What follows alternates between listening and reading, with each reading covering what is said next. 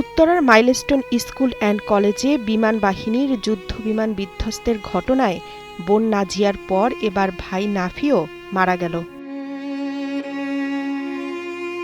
দগ্ধ হয়ে চিকিৎসাধীন অবস্থায় মঙ্গলবার রাত 12টা 15 মিনিটে জাতীয় বার্ন ও প্লাস্টিক সার্জারি ইনস্টিটিউটের নিবিড় পরিচর্যা কেন্দ্রে মারা যায় নাফি আশরাফ। এর আগে সোমবার রাত 2:30টার দিকে মৃত্যু হয় তার বড় বোন তাহিয়া আশরাফ নাজিয়ার।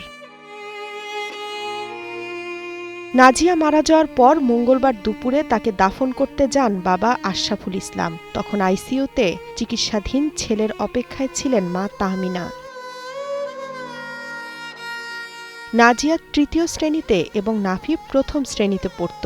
দুর্ঘটনার পর প্রথমে তাদের ঢাকা মেডিকেল কলেজ হাসপাতালে নেওয়া হয়, পরে বার্ন ইউনিটে স্থানান্তর করা হয়। চিকিৎসকরা জানান নাফির শরীরের 95% এবং নাজিয়ার শরীরের 90% পুড়ে গিয়েছিল।